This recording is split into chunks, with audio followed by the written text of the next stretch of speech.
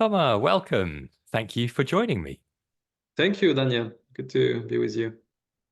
And thank you also for sharing your book with me, The Politics of Being, which is a title I really want to unpack and hopefully also to explore some of the nuances behind, these wonderful ideas that you're sharing for, a more, I suppose, inspiring vision of the future than some of the ones we find coming out of other politics in the world today. Um, But first, I thought we could just start very simply and talk about the very word being. Obviously, being means to exist, but clearly there's more going on in what you're talking about than just being alive. So I wonder if you could help us understand what you mean by being. Yeah, by being, I guess it relates to a lot of different words, human flourishing, thriving, eudaimonic well-being, a lot of these words. But basically, it's about becoming who we are, our true spiritual nature. And as we do that, we tend to manifest the highest human values and qualities. That's the two sides of it. I call it, I think, our highest or true us being and our highest being. And I think the two sides kind of complement each other. So it's almost more becoming then rather than being, maybe, the politics of becoming who we really should be. Yeah, exactly. But I thought, being contrast with this current development paradigm that we have around having an economic growth. Mm. I root my thinking on some, for example, on the Earth Charter, Mm. saying, development is about being more. And, I say being means also interbeing. So I think being is actually, more powerful, but you're right. In actually, it's a process of becoming. It's a process. And also, I suppose the other, counterpart might be being versus doing. There's a enormous emphasis on doing in our culture, and sometimes just pausing and remembering that there's a human being inside this human doer could also be helpful. Yeah, definitely. And I think then the other dimension to this whole sort of question of how to build a politics out of all of that is, as you say, these are spiritual values, and it's therefore, a quite internal process. And I'm curious as to where the second part of the title fits in. How do you turn this sort of inward journey and excavating our higher potential into a roadmap for transforming the world? Yeah, well, actually, our modern societies are based on this idea that the public space should be value neutral, but it's clearly not. And what Mm. our institutions tend to promote is a specific vision of us as human beings, mainly drawn from economic theory and the Homo economicus, where everyone is, only concerned by his own material interest and selfish, competitive, etc. And this has been the basis really on the assumptions of our human nature on which our societies function on. And we have developed, look at, our societies, it's the value of consumption, commercialism, etc., and is all around. So, it's very clear that we can't be, we can't have value-free public space. So from there, if we recognize that, then we should try to design or institutions or policies or laws or societies in a way that, on the contrary, foster the best in our human nature. And for this, for example, I draw upon Elinor Ostrom when she was the first woman to receive the Nobel Prize in economics. And she exactly just said that the main lessons she learned was, instead of assuming we all, let's say, selfish human beings, we should rather design our institution to foster the best in humans.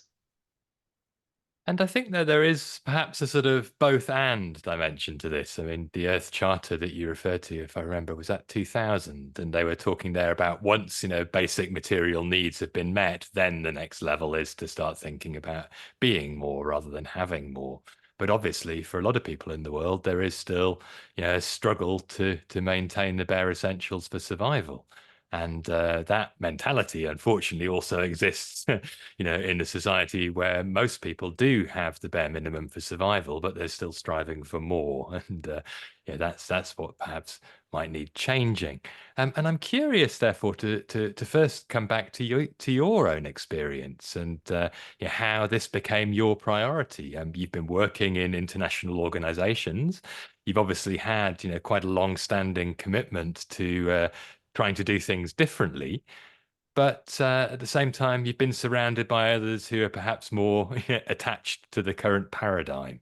So I wonder when it first started for you, this journey of reappraising some of these values, and what it was that built a connection between the spiritual and the political. Okay, so there's a lot in your question, Daniel, but I will try to to unpack all that. So I think for me, of course, the root of this reflection is my own personal journey, starting when I was finishing my studies through an university exchange in Mexico. And I discovered, really connected very deeply with native spirituality, and had a profound experience of reconnecting with myself and with Mother Earth. And that completely changed my trajectory. I reprioritize, what I wanted to focus on in my life, with my spiritual path at the center. And as I was seeing, the impact it has in terms of transformation on my life, I could really see the value for this for at a collective level, and the relationship with our social and environmental crises, which I think are also more and more redefined as a relational crisis, just a manifestation of this cultural paradigm emphasizing our separation, disconnecting us from our true being, disconnecting us from our connection to others, and of course to Mother Earth.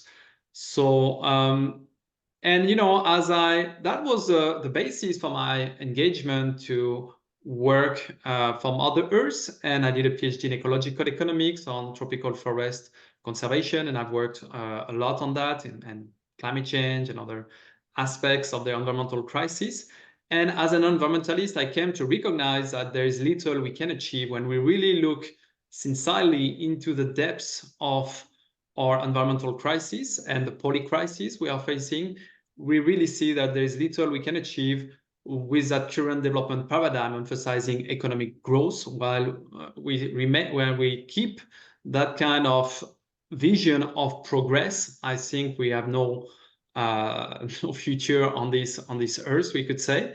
And yeah, and the depths of the crisis led me, I think that's a bit echoing my own process. The depths of the crisis, to me, made me think about what is a wisdom perspective on development and all the issues our societies are facing. So I would say my own personal process, I've taken, we could say, taken refuge in wisdom traditions, spiritual teachings, which I think are really where I put my face on, where something solid I can rely on. And that was a question I was holding. What is a wisdom-based approach to development? And I found this answer in the Earth Charter. And indeed, it says when basic needs have been met.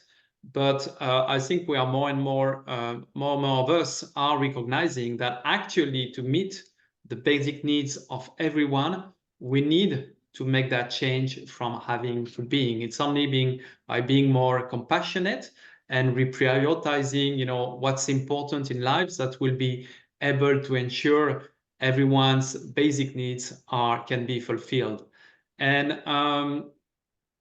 in my own experience, I've been connected with some indigenous communities and cultures, And I have to say, maybe there we could see that their material basic needs may not be fully fulfilled, but that doesn't impede them to prioritize being often over having. And we can see, reflection of that in some leadership for these ideas, for example, from countries like Bhutan, or from indigenous communities in America in particular. When they come with this concept of good living, living well, and re-emphasizing the importance of our relationship with the natural world and within our communities. So yeah, I kind of, if you look at it, it's a kind of very Western modern understanding to deny the possibility of a kind of spiritual life, let's say, and the prioritization of being to these kind of poor communities. But when you get to spend time with them, you realize actually, they are very they emphasize very much, the being values over the kind of modern values more framed around having. Well, yes, and yet at the same time, obviously, there are, rational reasons for some of the skepticism in the Western world regarding what we might call spiritual. I have friends in the yoga teaching world who are, quite averse to that phrase because it suggests to them something more than nature, something supernatural. And I like the way actually you characterize spirituality in your description as being actually just about values. So you have a long list of them. Let's just quickly have a read. Understanding, life, happiness, love, peace, mindfulness, light, and then you start to talk about agendas for policy that can build on these values. So it's about meaning and purpose and about how we relate to ourselves, each other, and the world. In light of these values. So it's actually very naturalistic in a sense. It's about, understanding our place as part of nature rather than, above and separate from it in some way. So that's, I think, very important to emphasize that it's relationality. And obviously, from a Buddhist perspective, talking about interconnection, interbeing, to use your teacher's language, Thich Nhat Hanh, that's obviously, I think, a very understandable shift. But at the same time, reading the foreword to your book by Mathieu Ricard, who is perhaps best known in the wider world via media descriptions of him as the world's happiest man about 20 years ago, when various brain scans were done on him that went off the charts of what had previously been recorded, a French Buddhist monk. He says that what's really needed is to transform ourselves almost as a prelude to transforming the world, which sounds, I think, a bit scary because I'm certainly not finding it easy to completely transform myself into an enlightened being. And if that's what we have to do before the world's going to change, there probably won't be a world left by the time we get there.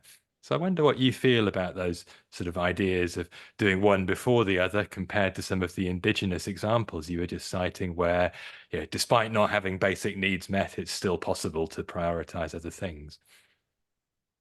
Yeah, so just to say that I call these values spiritual values, but they're just the highest human values. I think, Mm. you can have a spiritual understanding of them, but, there is I think we can all agree these are the values we want to put at the center of our societies and cultures. Um, so I don't think obviously we don't, as you say, it's a process of becoming. It's a process. So I don't think we need to get enlightened to have the benefits of, honoring these values and evolving to become, um, a more what we could say, just Mm. human person, maybe, if that's a language that is easier for some people. I do claim, I mean, as you can see in my book, I use both, and that's part of the subtitle, right? Wisdom and science. So I think, there is a wisdom can give us a direction in which we can look at all the scientific information now available and make sense of it. I think they bring probably a deeper understanding, but basically, I think that all the ideas that I develop are already somehow make sense by science only, right? Which, when we talk about values, this is not a scientific conversation. So that's where we need the wisdom part. And I think, our societies have a kind of religious trauma, and which is very well understandable, which considering what happened with religion. And but we kind of threw the baby of spirituality with the water of the religious bath, if I can say that. So I just want to, I know it's sometimes difficult for people to understand, but I feel that kind of calling to reclaim spirituality for what it is, not as something, religious or as something dogmatic. I show, how harmonious it can be used along with science. But I just, it's what we have just mentioned before. We want to be value neutral. That's not possible. And I think that is because we don't know how to deal with that part of values, of wisdom. And I think it's connected with spirituality. Science cannot tell us the direction of our society. I think actually that's a reason why our society doesn't really have a direction. We're just following our economic systems or the evolution of our technology, but they are not means for an end that we have decided. They're just ends in themselves, and they're just trying to perpetuate and develop their own power over ourselves. So I think it's very important to reclaim that dimension. I wholeheartedly agree. I think, this whole question of what values we live by is one of the most important ones we can ask ourselves every day. And then we can perhaps at least pay attention to whether or not we're living up to those values. But if we don't try to define them, then someone else will do that for us. And that's the problem we Exactly. face. And that brings me to your other question about, it takes so long and it's seems like such a difficult process at times, when you are in this process of human evolution, this spiritual journey. But I think sometimes we have to look back and see, what would I be if I would not have been gone through all this, even if it seems like my growth may be relatively limited, etc. It still maybe I do think it makes quite a lot of difference. And I would say, it's true that the journey is long and actually endless, right? But it's true, as you said, that just by reminding us ourselves every day, what kind of values, or even just at the beginning of a meeting or a workshop, that activates certain mindsets, certain values, and can have a lot of bearing on the outcomes of that meeting. So that's an important nuance I've come to understand also with my work in trying to bring that consciousness, spiritual dimension into our efforts to transform food systems with the Conscious Food Systems Alliance, working with United Nations Development Program on that. Great, thank you. I think that then leads us to the next big challenge, which is, how do we sort of get some traction with the process of externalizing this internal work? And at the end of the book, in your epilogue, I'd just like to read what you write because I found it very striking and was in some ways very reassured to read this. You say, the usual feedback I have received on the politics of being is, yes, this is definitely the only way to go, but I don't think we'll be able to make it. And then you say that people find you optimistic, and you say, well, you're not being optimistic. You see the extent of the problem. And yet at the same time, you see that there are these possibilities, and you wouldn't expect them to, take shape and be realized if it wasn't such a terrible situation. It's going to become essential that we do this if we're to survive. And yet at the same time, I'm struck by the fact that people have been saying another world is possible, one of the phrases that came out the World Social Forum for quite a long time. I've just picked off my bookshelf a book by Eric Fromm, To Have or to Be, which I can't remember. I think it might even be from the 70s. Yes, 1978. So these questions have been around for quite some time, and yet, not necessarily so much progress. How do we get from the idea that this is a good thing to doing something about it when it's not just about us, it's about everybody else? Yeah, well, I think, we have to take a long-term perspective.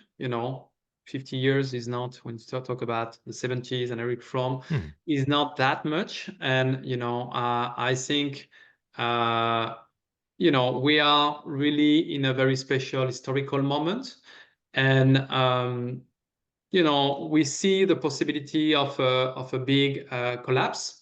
And actually, some scholars in the field of religious studies have found sometimes there is a nice saying some often times in history, uh, after the breakdown comes a breakthrough. So I Hmm. feel, often people really need, and that's true at the individual level also, people really need to be in a very difficult situation to start thinking about changing their views, right?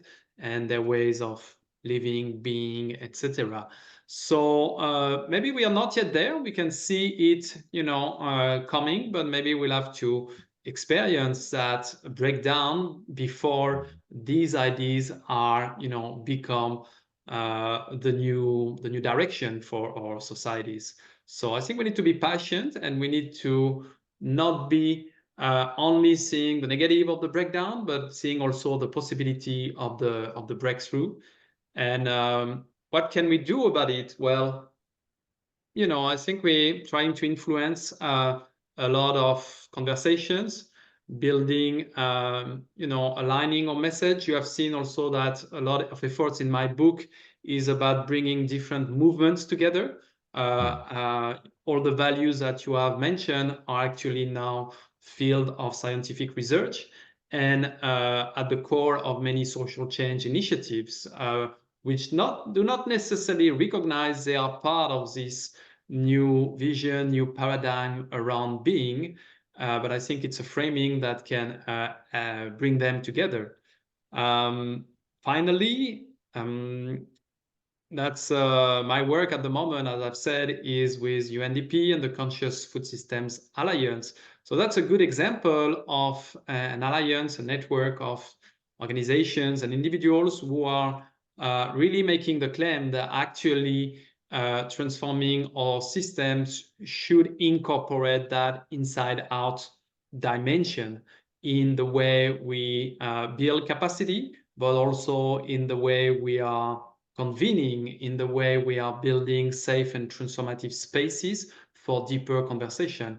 Actually, I have found that when a lot of people, because of this spiritual taboo, especially at work, a lot of people, only brings a part of themselves at their work. And this definitely affects the kind of conversation also we can have when we are discussing about our social, environmental issues, even political issues. So if we allow, and foster that kind of framing in the discussion to allow that deeper inner wisdom of everyone to be part of the conversation, I think that's a good way to really address the root causes of our crisis, which, that was the reason why I wrote this book, because I was in this strategic conversation about the development paths of countries, etc. And I found out that cultural, spiritual dimension, which I think is the core,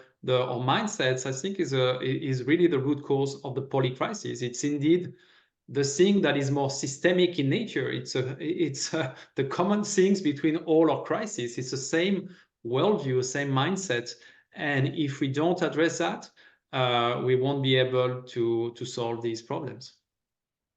I wholeheartedly agree in that sense. If we bring it back to sort of elementary Buddhist principles, which are also present in yoga philosophy, it's a collective manifestation of the problems of greed, ill will, and delusion. So there's this craving for more. There's this aversion to anybody sort of taking away any of our, cherished freedoms. And there is this ignorance underpinning all of that because it's basically impossible. And At the same time, though, I'm struck by the reality of why it's so hard to deal with those tendencies. It's not just about knowledge. It's not just a question of knowing that things should be different. Um, and one of the examples that you draw on, a recent book by Kate Rayworth, Donut Economics, talking about basically the politics of being in an economic way. There's sort of two circles. Um, the inner circle, the space in the middle of the donut, is where nobody has what they need. The space outside the second circle, the outer shell of the donut, is where everybody's got plenty, and we don't need to go there. And in fact, we need to be in the happy medium in between the two sides of the donut. But the problem with what she outlines there is not that it's logically flawed. It makes perfect sense. It's how do you put it into practice? And so I suppose yeah, that's not her concern because she's trying to present a vision. And in some ways, I felt your book is in a similar territory. It's trying to outline this vision of this other world that's possible. But I kept being moved, and this is probably to do with my, you know, former career as a journalist. The slightly skeptical perspective that arises is sort of, okay, but why is that not happening? And what is the obstacle to that happening? And what are we going to do about the obstacle?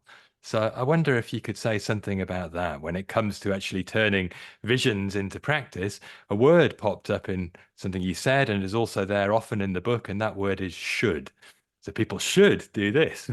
Well, why don't they?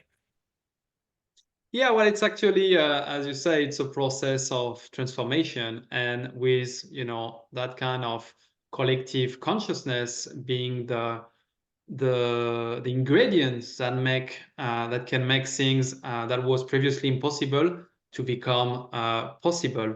So there is no, I think in the book I have identified a lot of actually policy agendas in many different sectors to help,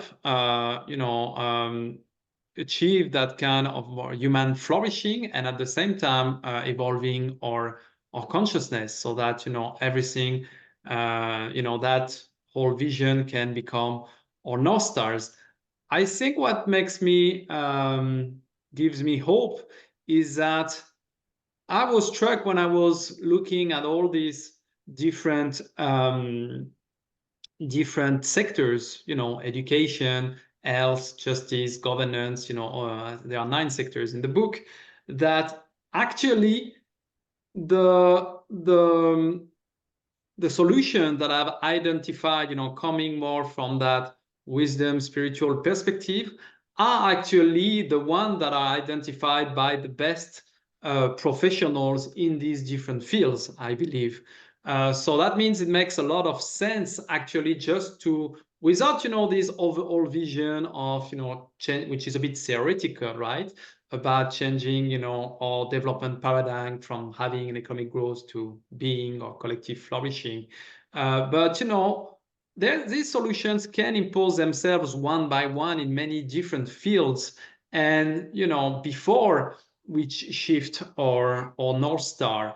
And the reason I think why is it so is because we have gone so much in that paradigm of having and doing, that actually there is no more solution there. There is a big disbalance which places all solutions to the problems we face in the being, in that cultural, internal, inner dimension that we have so neglected over the last 2 centuries. We said, all our efforts have been going to the material, outward aspects of our societies, and we have very much neglected the inner human values. So that's I've come to understand. That's why actually, so many of the solutions are there. And yeah, it's a process. Actually, it's a process of becoming also at the collective level. And the more we get familiar with these new ways of thinking and being and relating, the more this new paradigm can slowly impose itself. Thank you. Yeah, I think you identify something there that's really important, and I'd like to come back to it about sort of the level on which we can get more familiar with these things. because sometimes the level on which the change that you're talking about would need to take place is so far beyond any of our individual control that it's hard to imagine how it's going to happen. And to take, for example, some of the financial implications, it's not just about how we're imagining the world and the story we're telling ourselves. It's the concentrations of power that are quite happy with things that work that way and are not about to change what they do just because a few million people stand up and say no, thank you. And one of the things you point to, for example, is the creation of money through, a debt-based structure. And so money is loaned into existence, even if it's only numbers on screens. There is therefore this immediate creation of scarcity. Everybody needs to run around chasing more to feed the machine. How easy it would be to change that is a very big question. I think I would say probably quite difficult. It's probably quite difficult even to do some of the more basic things. Even the idea that seems almost common sense of a universal basic income is still being resisted with all sorts of demonization of people who don't want to work as the justification for not introducing it. Even though in the situation of the COVID pandemic, there was probably a very good opportunity to bring that out as the simplest way of providing some basic support for people. So there's an entrenched reluctance, I think, from corporations and then also other vested interests in the financial system to changing any of this, no matter what we think, just in the same way that there's a vested interest in the arms industry to continuing to wage war. And so when you have examples, for example, of world leaders sitting down and you write, rather than arguing about wars, power, and economic interests, they should discuss how to urgently safeguard the conditions for life to thrive. And on the one hand, I feel I couldn't agree more.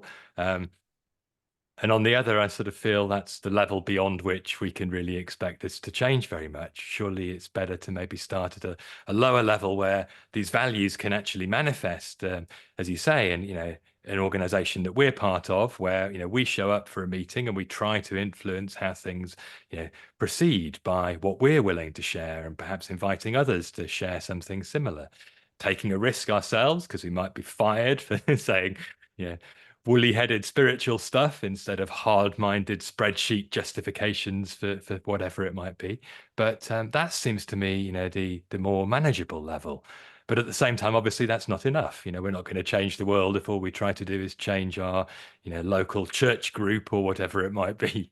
So I wonder again, how do we find the middle way between this absolute top level stuff, which is, essential to changing the world and yet totally out of our control, and this very low level, immediately accessible sort of dimension, which, while more attainable, might not really have a longer term impact. Can we scale that up somehow?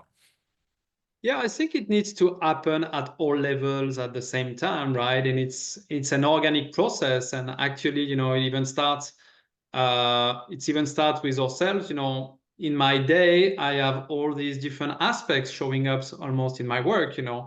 How I'm just doing with myself, and my own practice. Then how I relate with my colleagues, and then how we integrate that in our projects, of social transformation, and also trying always to move the bar higher, and get, at higher levels, and having champions involved, etc. So I think it's a natural organic process, if you really live in that kind of paradigm, it Mm. permeates all what you do. And some of us, are involved at different levels, or different levels also at the same time. And it should, it's a natural organic process, I would say. And I think you're right. When I said, what are the missing ingredients of transformation, I would say I clearly acknowledge on one side these power structures, right, and the Mm. other side is collective consciousness, right. And the power structures, some of them are, quite tough and can use coercion, especially in despotic regime, etc., to maintain their ways of doing. But many of them, especially the corporates, are a bit they are somehow relying on some narratives and mindsets we are buying into, no? So that kind of change, we can take out part of this power over us, and other have, to be probably thought in a way that is more difficult. The thing is that I think we clearly see that there is a big people are not happy with the way things are. There is a lot of political turmoil. The problem is that often, it could go even worse. It could lead us backwards rather than forward. But I think the importance is to offer this kind of vision, which can serve as a map to navigate the very turbulent times we are entering in. And I mentioned also in the book, it's good to have a plan, but it's not because, but actually, you'll never be able to implement that plan as it is. A plan to me is more of a map, so that each time, we are facing a big challenge, we know what would be the kind of direction we want to take to address this specific issue, and navigate, that big transformation. What makes me optimistic is just that it's very clear in history, and I've been able also to observe that, being only 45 years old. With each crisis comes, reopens the field of possibility. I've seen that, with the financial crisis in 2007. We have seen that somehow with COVID. So from a moment to the next, what was completely impossible and could not be discussed become, part of the discussion. So that's why I'm very confident that the more we'll be, reaching points of breakdown and strong discontentment, if it's a proper English word, we will be able to, challenge the status quo and the vested interests that maintain it. I was wondering if you could share perhaps a few examples of things that are moving in the right direction, that give us some seeds of hope and show us that this isn't just abstract conversation. It's rooted in the reality of how the world is changing. Well, actually, you have seen, all my recommendations are based on existing examples. So that was something I had very clear, because I'm offering that very deep, profound vision. But when it comes to implementation, I want it to be very grounded and very concrete. So I think, for example, one interesting things happening is many countries adopting nature rights. Even, so there is a lot of inadequacy in terms of implementation. I think that's a great avenue, and it's very much part of my framework around, every living beings have the right to be. This includes not only human beings, but all living beings. We talking about, our governance challenges. I think there are some very interesting models developing, for example, using technology to support a more direct and deliberative democracy. The case of Taiwan, of digital democracy, and using, platforms to involve citizens in the discussion, I think can be quite powerful. When you study it, you realize there are actually alternative solutions to the crisis or modern democracy. I call it adversarial or competitive democracy functions. Just to name a few. And I think the paradigm of restorative justice also is present in many countries, and clearly an alternative to or the problems or justice systems face. So there is a lot of, and as I've shown up, education systems, let's say in Finland, which is often taken as an example, well, actually incorporates many of the solutions and models I have identified, like really being student centric, and the role of the teacher evolving to be more that of someone accompanying the student on his own journey of discovery and becoming, right? So yeah, there's a lot, all of the very concrete policy agendas I have proposed are based on existing examples. So that's a great source of hope.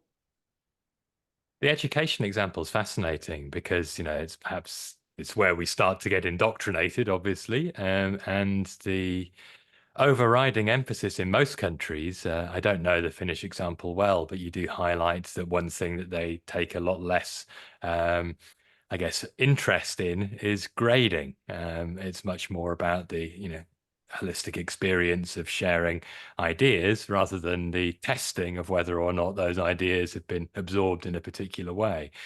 Whereas in most other countries, that's still a filtering process, not really necessarily to show that you're intelligent, but more to do with conformity and jumping through the hoops and following the rules, because those are values that our current society, really does emphasize, because that's providing people who will be compliant members of the workforce, pursuing objectives that might not be in society's best interests. So it does seem a very important level to try to influence things. And I guess I'm talking about it because it was the focus of my master's degree.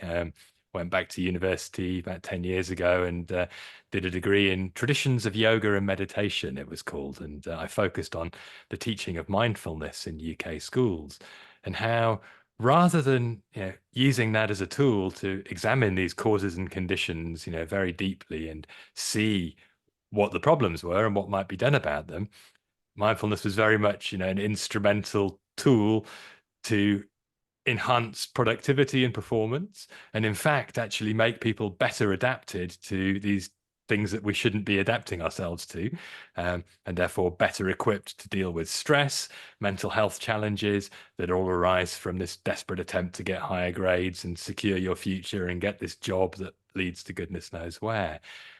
And I suppose I mentioned that because that was another example you cited about, the promotion in this report, Mindful Nation UK, which was where I picked up that example for my dissertation, thinking it was very alive and my journalistic and academic interests coalesced. Um, and I have to say, I was very disappointed. I wasn't surprised, but I did have the hope that the presentation of mindfulness in that context could be a catalyst to change. And I'm sure it is in some situations, and perhaps increasingly it will move in that direction, because inevitably, if you pay attention, it's hard to deny what's there.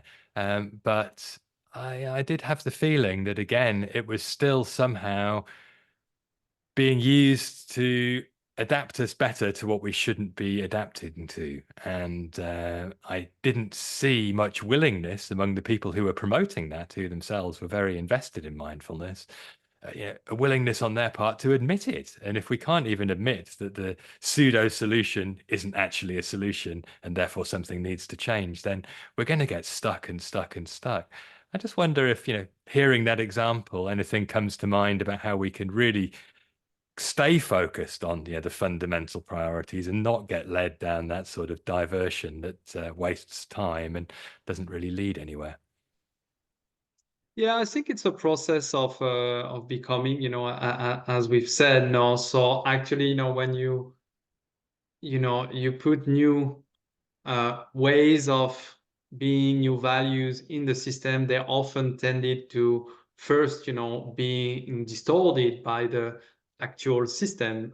Doesn't mean, but I think we need to understand also it's a process, and we can, as you say, as you do, realize, the shortcoming of these approaches. As Thich Nhat Hanh said, mindfulness is not a tool. It's otherwise it's not mindfulness. If you already have the objective in mind or what you want to achieve with mindfulness, you're no longer simply in the here and now. Mindfulness is a way of transformation, of freedom, and when you really experience, that's why also Thich Nhat Hanh was keen to train anyone on mindfulness, because he says even if they have expectations, different expectations, if they really practice real mindfulness, they will, let go their expectations and just be, inspired by what they find by really practicing mindfulness. So yeah, I tend to see that as a normal process, but of course one we need to be mindful of, and trying to correct. But yeah, there's a lot of small steps in that process. And yeah, and I do think, it's not so much, the practice of mindfulness, let's say individually, but the more powerful effects is probably about framing the space for interacting with one another in a way that is more authentic and deep. And I think that's where the evolution can happen mainly.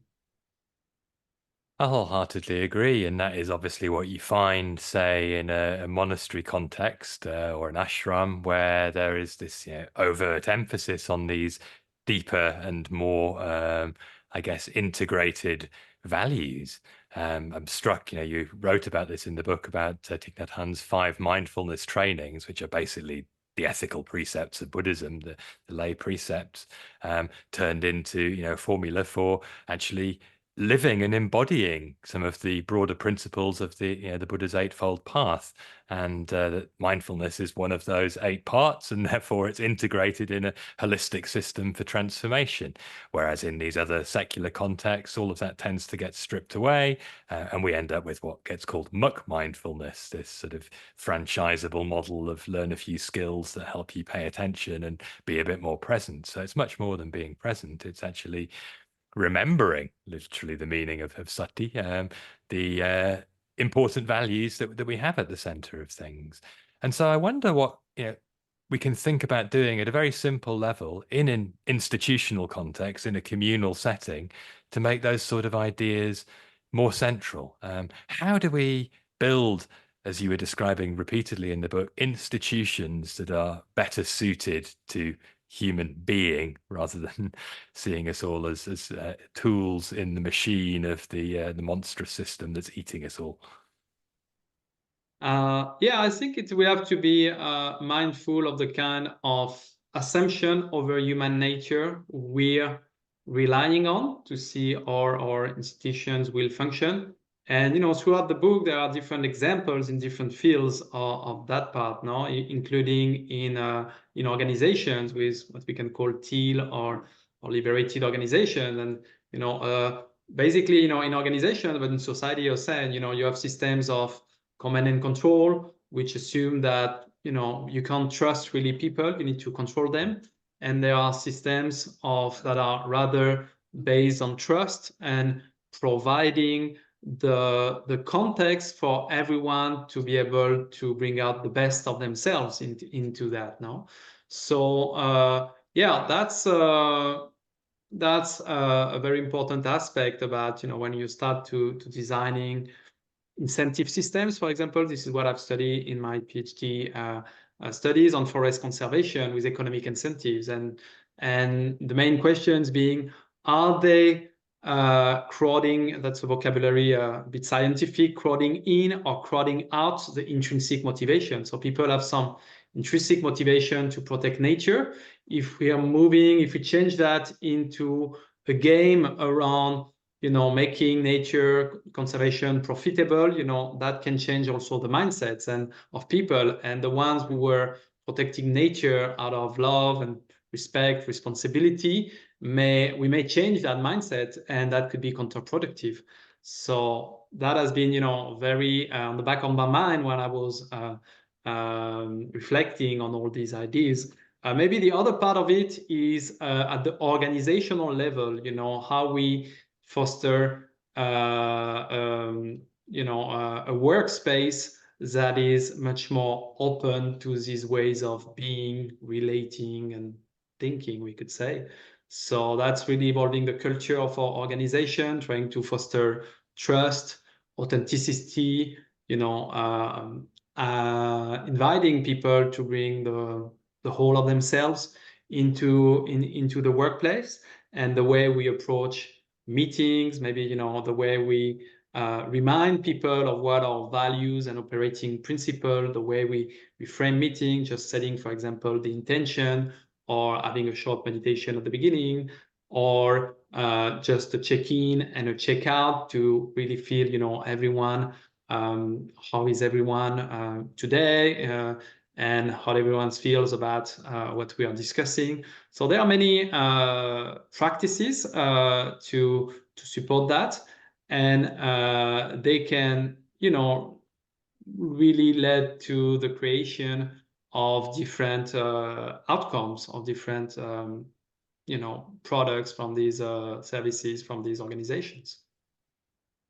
It does seem to be very important to have an experiential element. I mean, thinking back to your original sort of inspiration yourself, was it was to do with something you felt. It wasn't so much what you thought. And it does seem at the same time that unless everybody learns to meditate or goes to hang out in Plum Village, or find some other context in which this becomes a deep experiential wisdom for them, um, there's always going to be that obstacle there. This is maybe a nice idea, but I've got other ideas about what I think I need, or whatever it might be, or why this politician with his story is pushing my buttons in a way that I'm going to believe rather than reject. Um, and so I wonder if you have any thoughts more broadly on how to seed experience. You mentioned there, in the context of meetings, making space for a little meditation. Is it only meditation that can bring about this embodied sense of what this means, or are there other things that we could also draw on? Now, I think spiritual practices can bring a deeper experience. And actually, what we have learned in our work with the Conscious Food Systems Alliance is that we need to bring people into an in-person experience, so that they can experience by themselves, what we are saying in our vision. If you don't experience it, it's difficult to communicate to people who don't get it, right? So definitely, the experiential aspect is very important. In one of our retreats, we had someone saying, it was funny at the end, was saying, I've come with many questions, and then I've just dropped it and just want to work with you. So it really shows that it's not about we do provide the thinking that should help people to recognize that it makes sense, but at the end of the day, right, either you get it or you don't get it, and that's more of an experiential aspect. So having said that, that's a deeper experience that it's helpful to experiment, but also we are shaped by all our experience, social experience during our everyday life, no? And the vision of the politics of being is to shape all these different experience in a way that connect us with a different narrative, what I call the narrative of interbeing, where we have trust and we see the goodness in everyone, rather than the narrative we are stuck into, the narrative of separation. And there are, when you just, when you go to buy, let's say, your food to a farmer directly, and you are supporting him, you have these kind of, how do you say, contract. You are in a supporting the farmers. He gives you a bag of what he produce, every week, and sometimes what you get in some of these models, what you get is also dependent of what he produced. So you're sharing the risk with him. So you're in a relationship, a very human relationship, very direct, close relationship. And you may understand even, through you're in a relationship with this farmer, and maybe also with the earth, through him understanding that, there are different seasons, and sometimes, there are conditions that make a good harvest, sometimes not. And it's a very different way of approaching human relationship than that if you buy it at the supermarket. So these are very, simple things. You don't need to meditate to do that. And it actually change your way, the general narrative, the way you understand, social relationships. And yeah, maybe I just pause here. No worries. It seems then that, ultimately what we're really talking about is shifting from a perspective that's all about me, and all of these perceived needs that, I'm struggling to fulfill, to one that's more about, we as a species, but also as a planet and as a, interdependent organism. And somehow, as you were talking about, there needs to be an incentive for people to throw themselves wholeheartedly into that way of being. And yet at the same time, unfortunately, the message is, in some ways, you need to step beyond this sense you have of yourself. And so I think there's often a lot of resistance, especially, when speaking in a, kind of strictly Buddhist sense of, the dissolution of the idea of yourself into an emptiness that is, at the same time full of the interconnection of everything. People think, well, I quite like myself. I quite like being me. I don't want to, become part of the big beige soup of interbeing. Um, it's very difficult, therefore, to see how to frame this in, very straightforward language that speaks to the masses. I just wondered if you had any thoughts about that, much more broadly, far away from the, the higher values and, the subtle policy agendas that you're talking about, just at the most basic, elemental level. What helps us to start thinking of ourselves in terms of we rather than me? It works on the everyday level for people when it comes to football or, standing up for the national anthem. But surely there are more inspiring ways we can learn to do that that don't stop at the national border. Yeah, well, I think the we narrative is quite inspiring because it fulfills really a need for belonging, and it connects with our true human nature. In spiritual terms, you can talk about interbeing, unity, consciousness, oneness, whatever. But in very scientific terms, you can call it just relational being. We are shaped by, we know very well that the first thing that shape us is a relationship with our parents, maybe our mother, first. And through this, we construct our identity. And we know that also that's what makes us fulfilled. Human relationship are the most important driver of human happiness, right? So, and I think, just it's such a burden, when, that interbeing or relational aspect is just part of our natural identity. The problem with, our relationship to being in modern Western society is just, you need to prove yourself so much. There's so much you need to achieve to just you have to do to be recognized as a person. So this is actually very tough, very challenging, and a big source of suffering when you just relax and just say, I can accept myself because I know myself is just made of a lot of things that I can't control.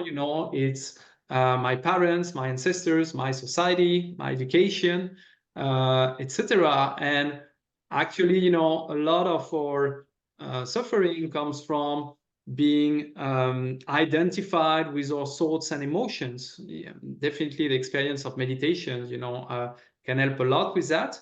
And it's just something everybody has to deal much more or less consciously every day, right? So I actually do think all these being, which is, I say, being to me is interbeing. We are relational being. This is actually or should be much more attractive as people realize. Uh, Great, thank you. Just before we wind down, is there anything else that you would like to bring up from the book or more broadly in your thinking that we haven't yet had a chance to talk about? I think we have talked with quite a lot of different aspects the main aspect that I bring into this book. Yeah, just to say it has been endorsed and somehow recognized as a breakthrough by many political, spiritual, and academic people, and that has been very rewarding to me because I've spent 10 years of my life, working on this book. So it's like a kind of a child for me, and I actually believe that the vision outlined will remain, and that's what I was looking for. Just bring some solid foundations for the reflection that we need to, evolve our societies, evolve our vision of progress. So yes, I'm confident that will be something others will be able to build upon, and that it will remain as a good reference in that conversation, hopefully. Thank you, Thomas. It's been a real pleasure to chat today, and I thank you also for your willingness to listen to some skeptical questions and also to engage with them and to come back with some more food for thought. So lots of rich material to chew over, and hopefully to nourish us for a more inspiring path forwards. Thank you again. Thank you very much, Daniel. I enjoy our conversation.